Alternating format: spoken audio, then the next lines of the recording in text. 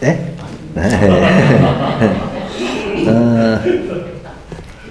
오늘 본문이 무엇을 말하는가 하면 본문 1절을 보면 아주 친절하게 이런 말씀이다 하는 것을 안내해 줍니다. 1절을 보면 이것은 아담의 계보를 적은 책이니라 그러죠. 자, 오늘 본문이 무엇을 말한다고요? 아담의 계보를 적은 책이다. 이렇게 말합니다. 이 계보를 적은 책은 족보라고 할 수 있죠. 족보를 지금 보여주고 있는 것입니다. 이 족보라고 하는 것은 대체적으로 산자들이 죽은 자를 보는 것이죠. 인간의 수명을 100년 정도로 보면 태어나서 실제 볼 수 있는 우리의 어른들은 할머니, 할아버지를 보는 것이 대부분이죠.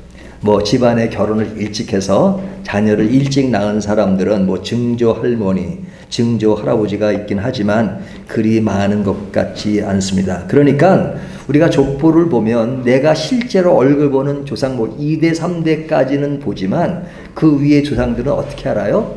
족보를 통해서 나의 가문에 이런 분들이 계셨구나 하는 것들을 알죠.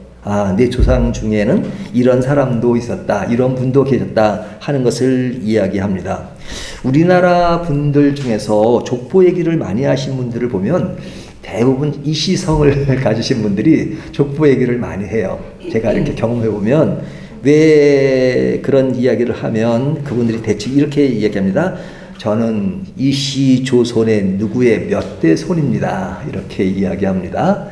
우리가 그 이시 조선의 그 왕족의 후손이라는 것을 이야기하는 경우가 많죠.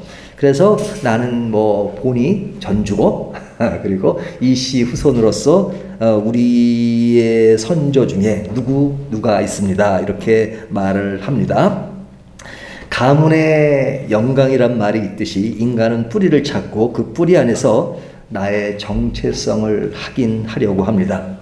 그러면 우리가 이런 족보에 대한 이런 인식이 있다면 오늘 우리가 보는 것도 족보잖아요. 누구의 족보예요? 아담의 족보지만 사실은 아담이 우리의 조상이고 보면 또 우리의 족보라고 할 수 있죠. 우리의 족보를 한번 생각해 보는 겁니다. 오늘 본문에 나오는 족보는 아담부터 시작해서 10대 후손 노아까지를 기록하고 있습니다. 그 10대를 나열하면 아담, 셋, 에노스, 게난 등으로 이어지는데 제가 계속 이름을 거명할 필요가 없죠. 왜? 이 이름들을 거명하는 것이 우리의 관심사가 아닙니다. 그리고 별로 호감이 가지 않아요. 나의 족보, 또 우리 가까운 족보는 우리가 눈여겨서 이제 몇 대까지 이런 분이 계셨다는 것을 눈여겨보지만 그러나 남의 족보에 대해서 관심 있는 경우는 별로 없습니다.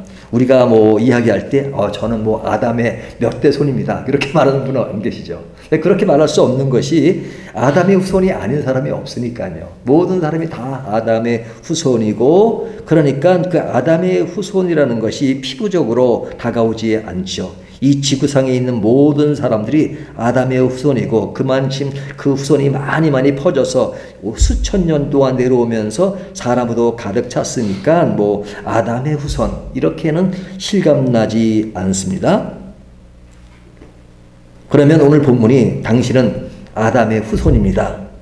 그러니까 당신들은 당신의 조상 중에 아담이 있다는 것을 기억하십시오 라고 오늘 본문이 주어졌을까요? 그런 내용도 있을 수 있죠. 하지만 그것이 핵심이 아닙니다. 오늘 족보가 주는 그 메시지의 그 핵심이 뭐냐, 그 의미가 무엇인가 하는 것들을 우리가 좀 잘 살펴볼 필요가 있는데요. 오늘 족보를 보면 공통적인 특징이 있습니다. 어떤 특징이 있냐면 먼저 결론부터 말씀드리면 낳고 살고 죽었더라 하는 것을 계속 반복합니다. 4절을 한번 보실까요? 4절을 보시면 아담은 셋을 낳은 후에 800년을 지내며 자녀들을 낳았다는 말을 하죠. 그리고 5절을 보면 그는 930세를 살고 죽었더라 그러죠. 여기 살고 죽었더라를 이야기합니다. 누가? 아담이 누구를 낳고 그리고 몇 세까지 살고 죽었더라. 근데 아담만 그러는 것이 아니라 그 뒤에 32절까지 이어지는 모든 내용을 보면 다 그와 같은 그 패턴으로 계속 이어집니다. 에노스에 대한 이야기, 앞에 셋을 이야기할 때도 6절을 보면 셋도 낳았으며 또 죽었더라. 살았으며 죽었더라. 이렇게 말하죠. 6절과 8절을 보면요. 또 10절과 11절을 보면 에노스도 낳았고 또 살고 죽었다. 이렇게 말합니다.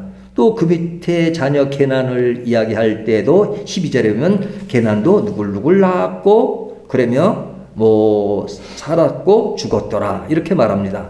또 마할랄렛, 또 아렛, 또 에녹, 또 무드셀라, 라멕, 노아까지 계속 그런 이야기를 반복적으로 하고 있죠. 물론 에녹에 대한 이야기는 좀 거기에 설명이 좀 깁니다. 그는 죽었다란 말을 하지 않고 세상에 있지 아니하니라 라고 25절에 말씀하고 있죠. 유일하게 에녹은 죽었다는 말씀이 없습니다. 그 이유가 무엇일까? 제가 그 이유를 오늘 설명하려고 했는데 제가 준비하다 보니까 너무 이게 길어져 가지고 다음 주에 아마 그 설명을 하게 될 것 같습니다. 자, 이 에녹이 죽지 않고 또 죽었다는 말이 없는 그 이유가 무엇일까 하는 것들은 다음 주에 살펴보고요. 여기에도 무드셀라 라면 모든 사람들에게 여기 낳고 살고 죽었더라 그렇게 말합니다. 물론 노아에 와서는 오늘 본문이 32절까지니까 노아에 대해서는 낳았더라는 그 자녀 누구를 낳았더란 말만 있고 죽고 살고 죽었다는 말은 없습니다. 하지만 끝까지 그런 것이 아니라 이제 본문이 노아에 대한 이야기는 우리가 5장을 보았지만 노아에 대한 이야기는 6장, 7장, 8장, 9장까지 갑니다. 그러니까 노아의 얘기는 계속 길게 이루어지니까 노아가 살아가는 삶의 모습들을 굉장히 길게 나열하는 것입니다. 다른 사람들은 그냥 그의 살았다는 얘기만 하지 그의 삶의 내역들을 기록하지 않아요.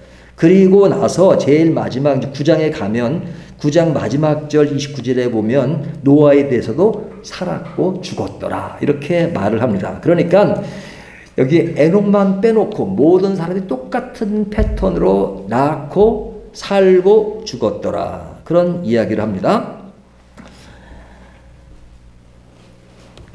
그러니까 이 이야기들은 뭐 족보에서 그냥 뭐 평이한 이야기라고 말할 수 있죠. 우리들의 간에서 우리 조상들에 대한 족보도 사실은 뭐 낳고 뭐 죽고 살았다는 똑같은 그런 명칭을 쓰지 않았다 할지라도 사람들의 삶의 흐름이라고 하는 것은 우리가 태어나서 그리고 살다가 죽는 것은 모든 인간들이 똑같이 반복되는 것이니까 이 이야기는 이들도 우리들처럼 보통 사람으로 살았다는 것이죠. 자, 이런 전제를 가지고 우리가 이제 5장을 보는 겁니다. 근데 이 아담의 족보는 지금 5장에 나오지만 그 바로 전에 보면 누구의 족보가 나와요? 가인의 족보가 나오죠. 가인의 족보가 나옵니다. 근데 가인의 족보는 바로 전에 나옵니다. 여기 5장 1절부터 32절까지가 아담의 족보라면 그 바로 위에 4장 23절과 24절을 제외하고 그 뒤에 4장 16절부터 24절까지 가인의 족보를 기록하고 있습니다. 근데 가인의 족보가 나오고 나서 23절과 24절이 있고 나서 바로 아담의 족보가 나오는 겁니다. 그렇다면 23절과 24절은 뭐냐? 가인의 족보와 아담의 족보를 서로 비교하는 하나의 그 비교를 연결해주는 또 구분 짓는 하나의 경계선이 된다고 볼 수 있죠. 그 경계선이 무엇이냐면 아벨 대신 낳은 아들 셋이 등장하면서 비로소 그가 여호와의 이름을 불렀더라 이렇게 말을 하죠. 26절에 보면 비로소 셋이 그리고 에노스가 나올 때 여호와의 이름을 불렀다 이렇게 말을 합니다.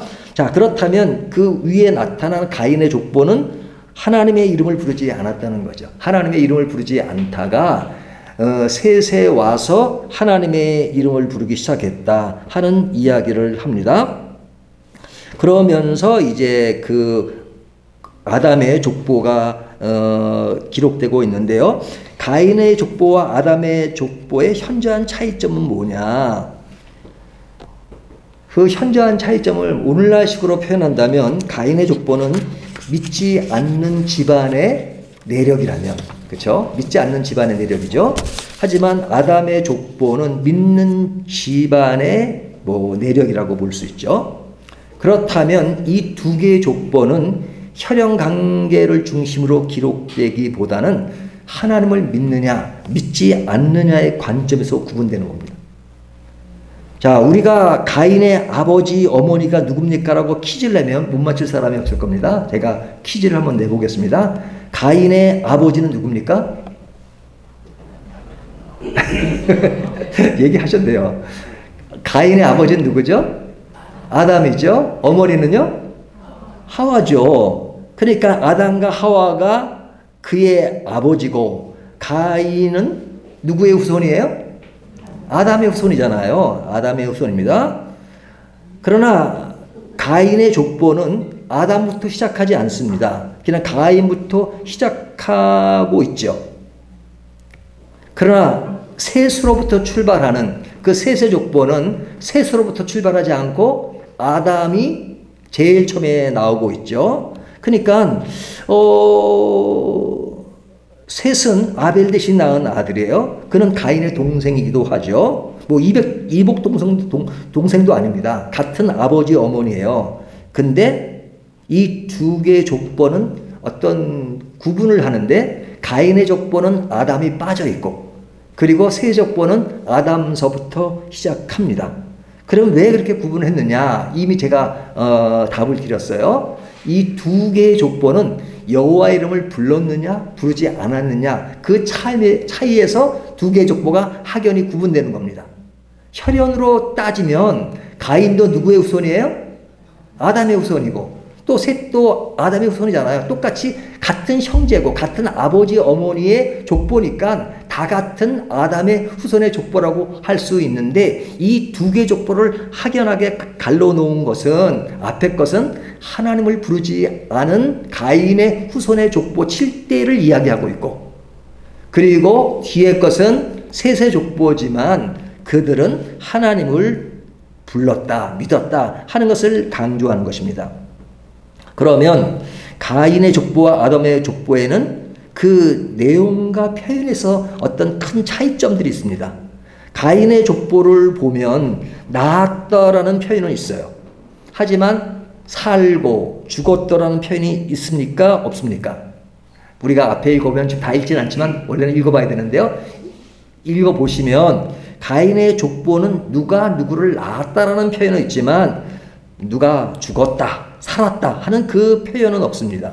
그 표현이 없다고 해서 그들은 죽지 않고 살지 않았냐? 그건 아니죠. 하지만 그 족보 속에 그런 내용이 표현되어 있지 않다는 겁니다.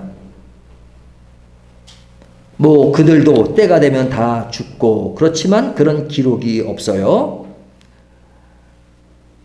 그런데 그들이 살았다는 표현은 없지만은 그들의 어떤 삶의 현장에서 이루어지는 일들은 굉장히 세심하게 기록하고 있습니다. 그 세심하게 기록하는 것이 뭐예요? 야발은 장막에 거주하며 가축을 치는 자의 조상이 되었고 유발은 수금과 퉁소를 치는 자의 조상이 되었고 두발가인은 구리와 새와 여러 가지 기구를 만드는 자로 살았다. 이렇게 말하죠. 굉장히 그들의 어떤 문화적인 것을 기록하고 있습니다. 자세한 기록은 아니지만 두발가이의 누이 나아미에 대해서는 그가 미를 추구하며 살았다는 것을 지난 주일날 말씀을 드렸어요. 자, 그러니까 그들에게 지금 드러나는 것은 삶의 현장에서 그 행해지는 그 일들을 보면 굉장히 문화적으로 또 적극적으로 그들의 삶의 형태가 아주 이루어지고 있다는 것을 볼 수 있어요. 그들의 삶이 문화적이고 예능적이고 경제적으로 살았다는 것이요. 경제적으로. 예? 가축을 치면서 먹고 사는 문제를 해결하고 그 다음에 이 수금과 퉁소를 치고 그 다음에 문화적으로 여러 가지 일을 합니다. 구리와 새를 다 다룰 줄도 알고 하는 그런 것들. 자, 이렇게 살았다는 것입니다. 그런데 죽었다라는 표현은 없지만 가인의 그 족보가 가인으로부터 시작되는데 가인은 어떤 사람이에요? 가인에게 딱 붙은 그 뭐가 있죠? 예? 표가 있죠. 그는 살인자의 표가 있잖아요. 살인자. 살인자는 사람을 죽였다는 겁니다. 사람을 죽인 사람이에요. 사람을 죽었다는, 사람이 개인이 죽었다는 표현은 아니지만 그는 도리어 사람을 죽인 자의 표상으로 가인을 이야기합니다. 근데 가인의 후손에 보면 가인이 에녹성을 만들고 그 성 안에 사는데 거기에 7대 손에 누가 나와요? 라멕이라는 사람이 나오잖아요. 라멕이라는 사람이 그의 두 사람을 앞에 두고 하는 말이 내가 어떤 소년을 죽였는데 그 소년에 대해서 자랑식으로 얘기하잖아요. 자랑식으로 내가 그걸 죽였다. 죽였다. 그러니까 그 살인한 것들을 굉장히 자랑스럽게 이야기하며 또 그와 같은 일이면 77배에 벌 있을 것이라고 하는 그런 이야기를 하는 거 보면 이 죽음을 사람들에게 가해한 것은 굉장한 힘을 가지고 하는 것이잖아요. 그걸 자랑스럽게 이야기하는 것은 그의 힘이 얼마나 큰 것인가 하는 것을 보여주는 것이잖아요. 힘자랑을 하고 살았다는 겁니다. 그러니까 그가 행하는 일들은 보면 어떤 죽은 것은 기록하지 않지만 사람을 죽인 것을 기록해요. 그렇다 보면 그 가인의 족보에서 드러나는 것은 뭐냐면 어떤 인간의 삶의 형태에서 인간은 살다가 죽는다는 어떤 일반적인 것을 기록하기보다는 그들이 행하는 특별한 것들 그리고 문화적, 예능적, 경제적인 것을 기록하면서 그들은 그런 가운데서도 얼마나 힘을 가지고 그들의 삶을 해나갔는가 하는 것을 보여줍니다. 비록 그들이 죄를 짓고 아주 나쁜 짓을 했지만 사람을 죽이는 나쁜 일을 하고 있지만 그것은 힘이다. 힘을 자랑하고 살았단 말이죠. 그래서 그 자랑하고 살고 있는 가인의 족보에 있어서는 그냥 그런 것이 기록되어 있습니다. 그러면 아담의 족보에는 어떤 특징이 있나? 뭐 그들에게도 문화가 있고 예능이 있고 경제가 있었을 겁니다. 하지만 그의 족보에는 그런 것을 전혀 기록하고 있지 않아요. 전혀 기록하고 있지 않아요.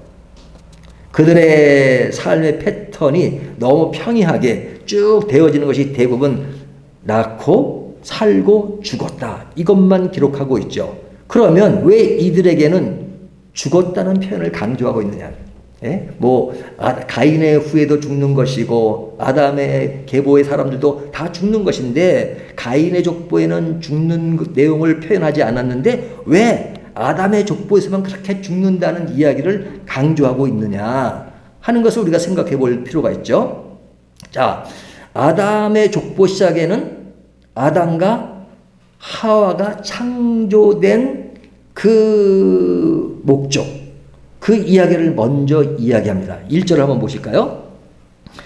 이것은 아담의 계보를 적은 책이니라. 하나님이 사람을 창조하실 때 하나님의 모양대로 지으시되 남자와 여자를 창조하시고 그들이 창조되던 날에 하나님이 그들에게 복을 주시고 그들의 이름을 사람이라 일컬으셨더라. 자, 이것이 어디에 나오는 내용이에요? 우리가 하나님이 아담과 하와를 창조하실 때 아담을 창조하시고 그리고 말씀하신 거잖아요. 그들에게 복을 주셔서 그들을 사람이라 일컫고 그리고 그들에게 복을 주셨다. 근데 그들이 어떻게 창조되었느냐? 하나님의 형상과 모양으로 창조되었다는 것을 강조하죠. 하나님의 모양과 형상대로 창조되었습니다. 자, 그랬던 아담과 하와가 선악과를 따먹고 타락을 하게 됐죠. 타락을 해서 지금 장에 온 게 될 겁니다. 그러니까 타락한 이후에 에덴에서 쫓겨나서 가인의 후손은 가인은 그 아버지 엄마를 떠나서 롯이라고 하는 그런 지역에서 그 성을 에녹성을 만들고서 살았는데 거기에서 이루어지는 일들을 다루고 있고 그리고 그 아담과 하와로부터 다시 태어난 셋으로부터 그 이야기를 하고 있잖아요. 이야기를 하고 있습니다. 근데 그 앞의 이야기는 죽는다는 표현이 없는데 여기 뒤의 이야기는 죽는다는 표현을 하고 있는 겁니다. 근데 여기 보면 3절에 가면 아담은 130세에 자기의 모양 곧 자기의 형상과 같은 아들을 낳아 이름을 셋이라고 하였고 그러죠. 이 3절이 중요합니다. 자, 아담이 아들을 낳았는데 그 아들이 누구예요? 셋이죠. 근데 셋이 어떻게 낳았다고요? 여기 보면 자기의 모양과 곧 자기의 형상과 같은 아들을 낳았다. 그러니까 자기의 모양과 자기의 형상. 여기 자기는 누구예요?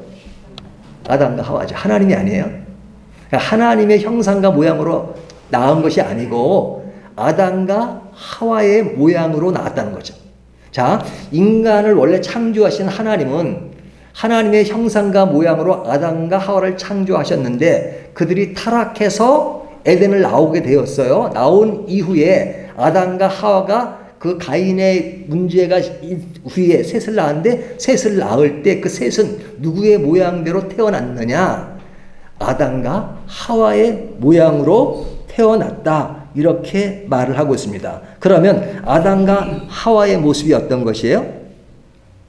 아담과 하와는 죄를 지은 인간이잖아요. 선악과를 따먹고 죄를 지은 인간입니다. 그러면 셋은 아담의 모양과 형상으로 태어났다는 것은 뭐로 태어났다는 거예요? 아담이 죄인이듯이 하와가 죄인이듯이 아담과 하와가 죄인이듯이 셋도 죄인으로 태어났다는 거죠. 죄인으로 태어났다는 거죠.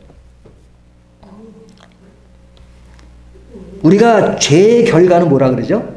사망이란 말을 하잖아요. 그러니까 인간에게는 누구에게나 죄를 진 죄인이기 때문에 죽을 수밖에 없다는 것은 하나님의 저주로 그렇게 된 것입니다.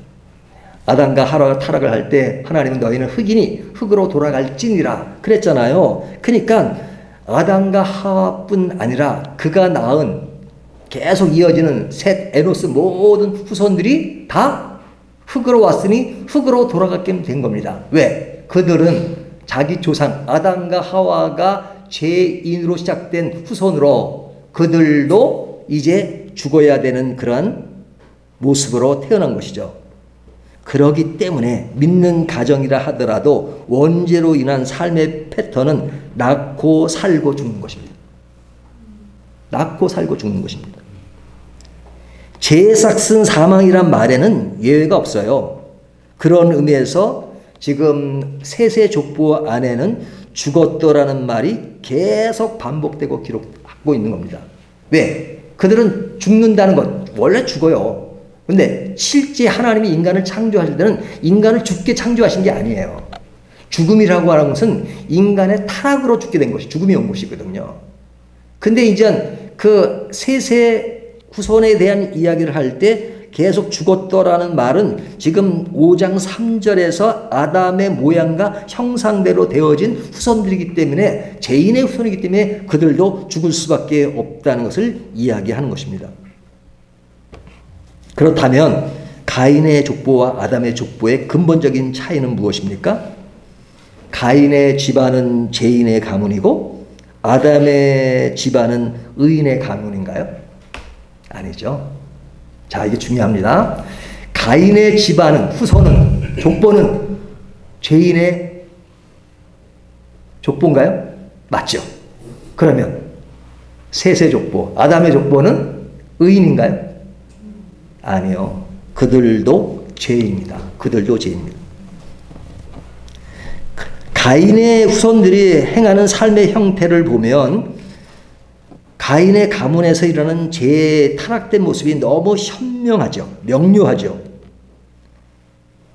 굉장히 나쁜 사람이 사람을 죽이는 그런 행실이 나타나기 때문에 아, 가인의 그 집안에 일어나는 것은 굉장히 죄악스럽고 악하구나. 이건 인간 이하의 짓을 하고 있구나 라고 그들의 악한 면을 우리는 생각할 수 있습니다.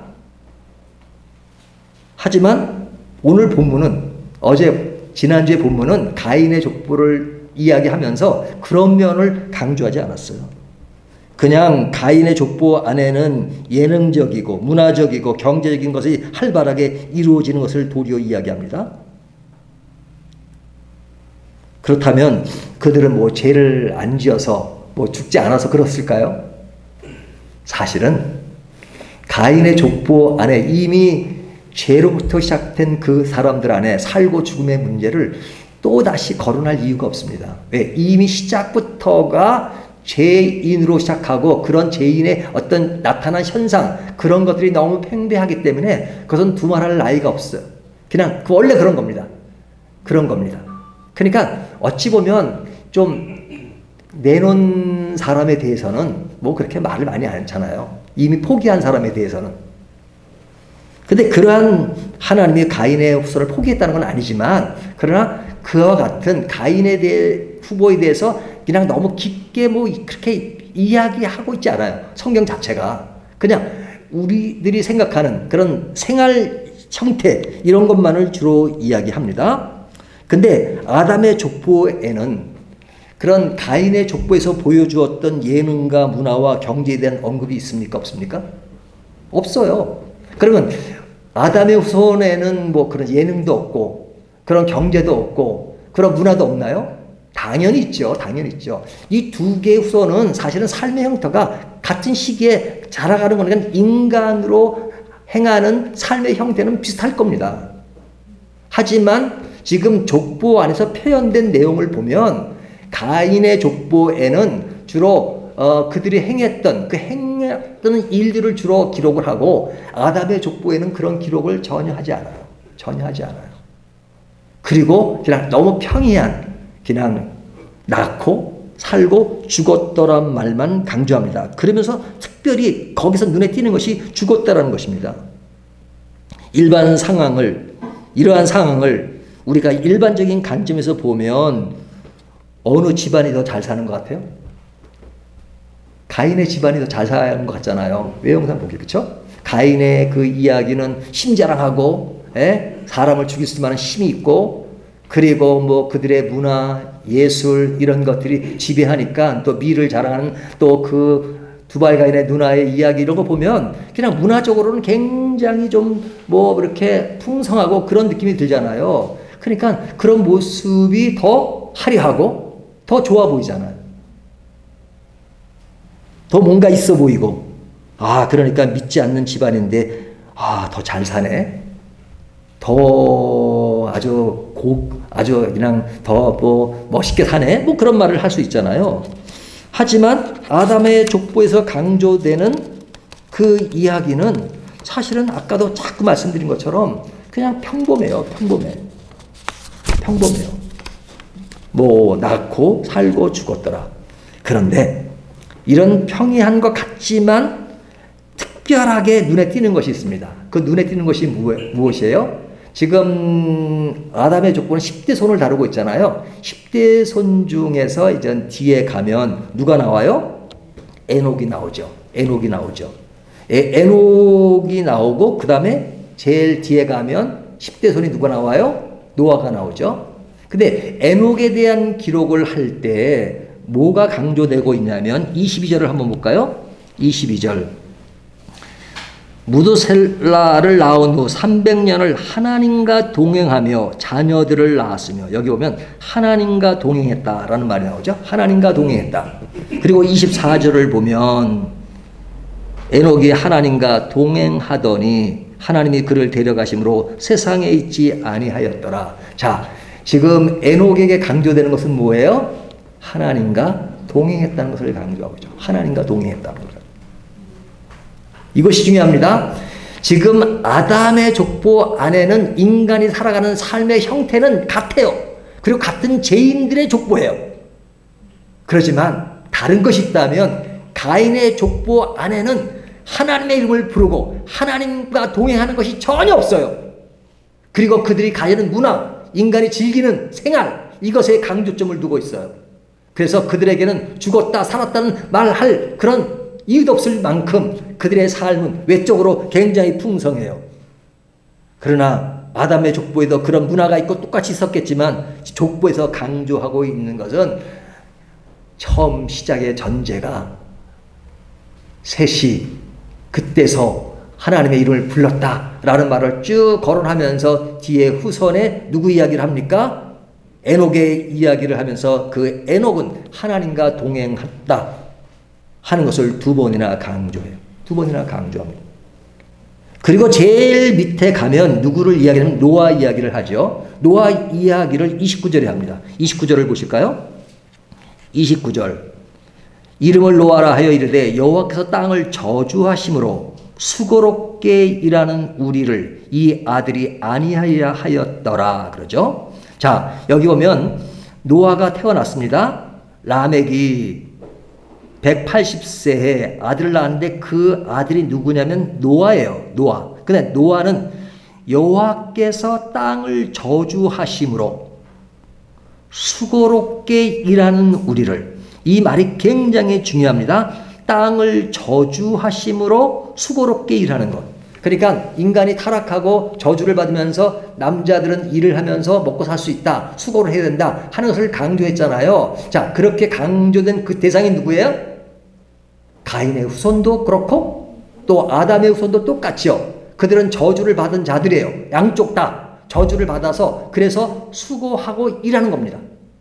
그래야 먹고 살아요.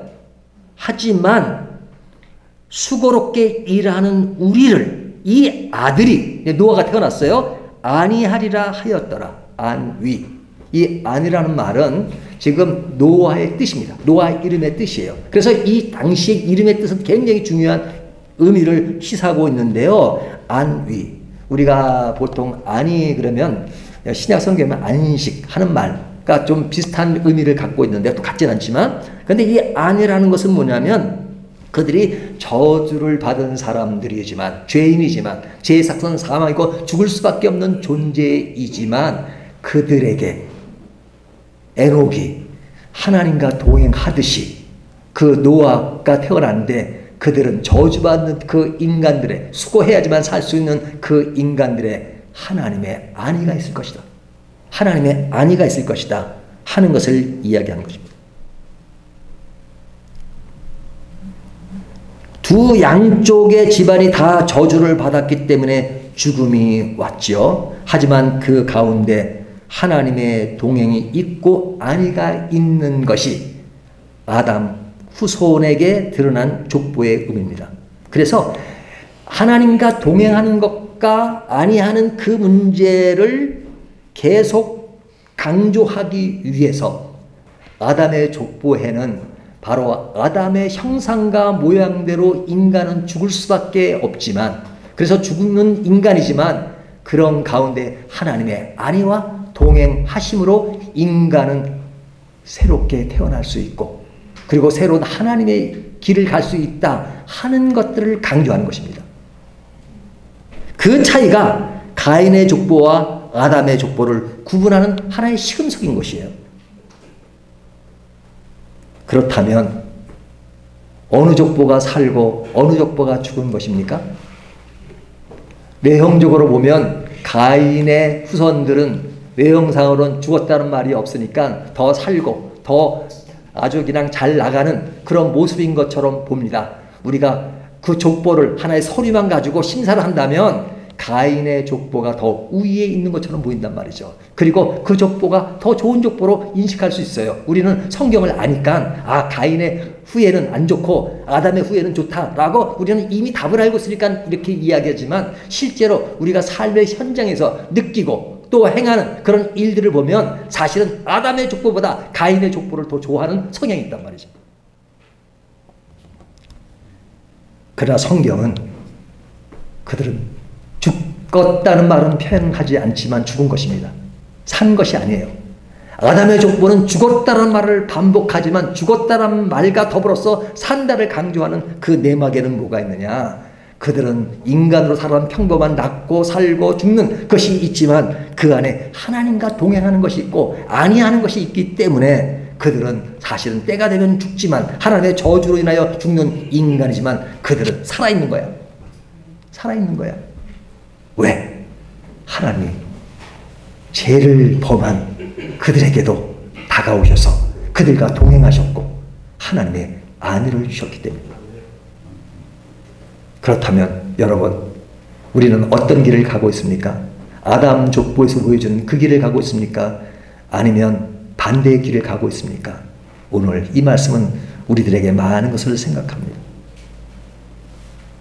우리가 하나님과 동행하고 하나님의 안위함을 오늘도 내일도 매일 느끼면서 동행하는 것에서 우리는 여전히 죄인이지만 그 안에서 우리를 죄인을 새롭게 하시는 하나님의 원대한 사랑과 그 은혜를 통해서 우리가 죄인이지만 살아갈 수 있는 힘이 바로 그리스도에게서 나오는 것이구나, 하나님에게로 나오는 것이구나 하는 것들을 알면서 우리의 삶을 더 아름답게 만들어가는 저와 여러분이 되시기를 주님의 이름으로 축원합니다.